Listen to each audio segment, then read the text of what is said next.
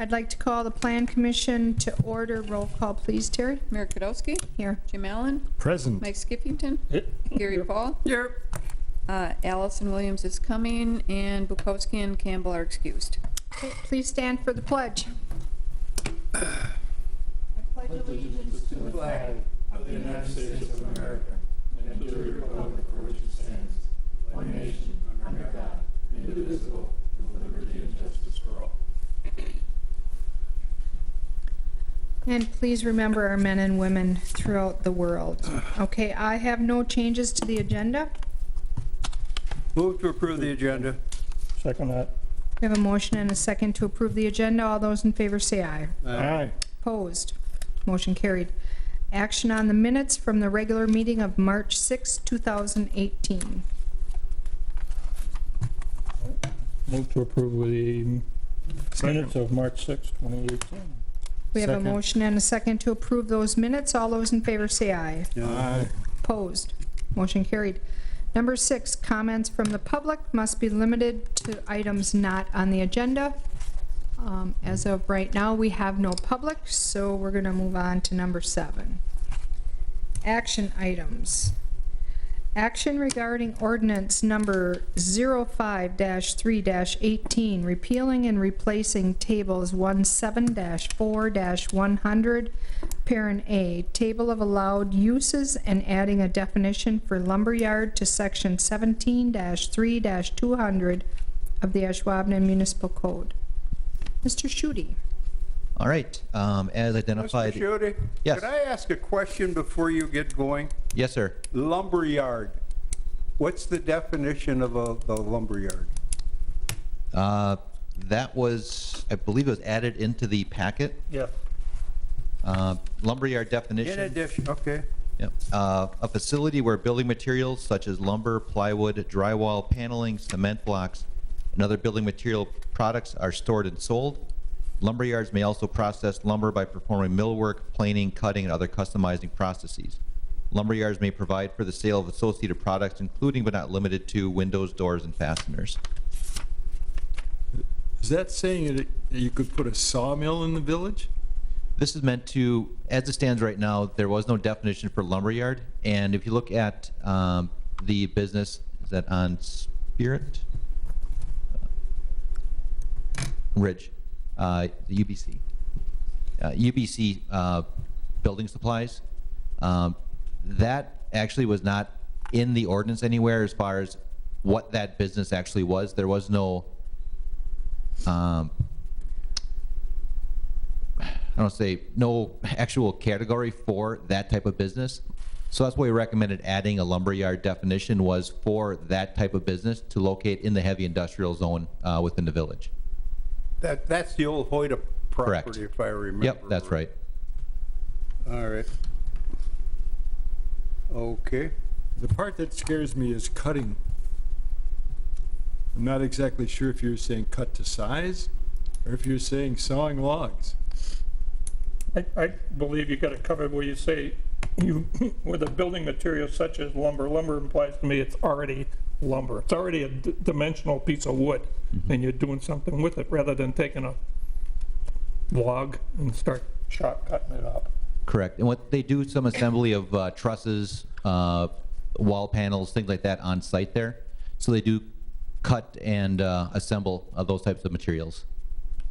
What happened when we did have a company in the village that was cutting logs into mantles, into timbers? You're asking if there was one? There was one, yes. And what happened to that? I guess. It was called a sawmill. It was located on the Hocker Brick property. I don't know if it's in operation, but I do know they were doing that there. Yeah, I don't know that business specifically. Okay. This was really meant to address that issue with the UBC business. Okay. All right. All right.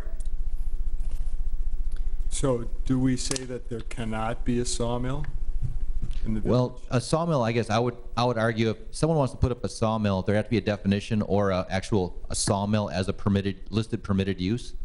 A sawmill would not be a lumber yard. No. The old stock lumber is a lumber yard. Correct. Menards, kind of a Right. lumber yard. Yep.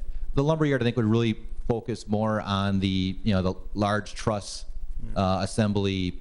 Those are types of businesses where that lumber yard definition would fall within. Well, planing can get pretty loud, too.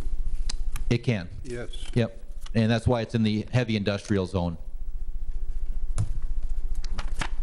In terms of the rest of the ordinance, as far as the table of allowed uses, the state back in 2017 made some pretty significant changes to the conditional use permit processes, and as far as the discretion the village has in terms of processing conditional use permits.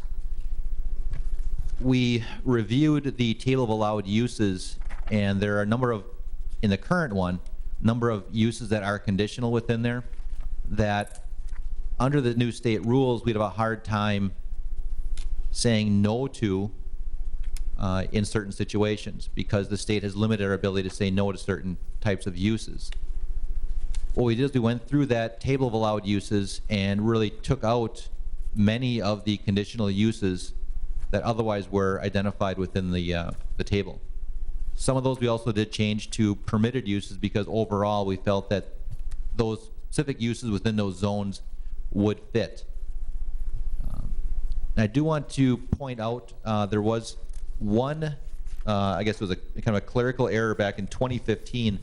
There was an ordinance that was passed identifying retail sales for alcohol as a conditional use within the B1 neighborhood zoning district. That was never placed into the table of allowed uses. Therefore, it was not carried through into the new table of allowed uses either. I guess what I'd recommend is that,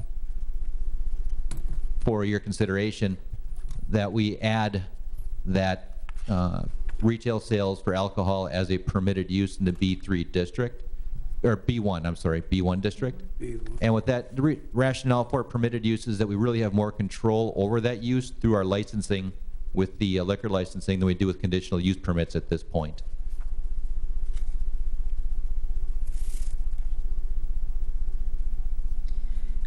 When we went through all of these for the conditional use permits, unfortunately, there's areas in the village that certain businesses wouldn't be a bad item, but because of the way the state changed the laws, we've just decided that we're just not going to allow it at all. Correct. So, There are still some that have conditional use permits attached to them or recommended for them. What we would do is we would evaluate anyone who applies for that conditional use permit in terms of, first and foremost, the comprehensive plan, how it fits the comprehensive plan, but then also we would identify quantifiable and measurable conditions for that conditional use permit to be approved.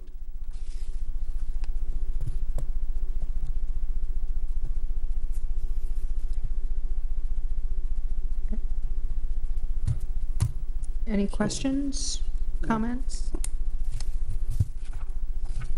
All right, in your recommendations here for approval to the village board, do you want to add in that liquor phrase, or is that already added in? Or It's not added in yet because I just noticed it at about 2 o'clock this afternoon. okay, all right.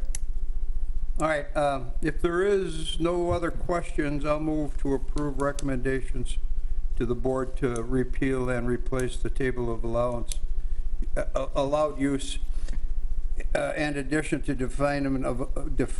definition of a lumberyard, including the alcohol, how do you want to word that? Retail sales alcohol. Retail sales alcohol. Second.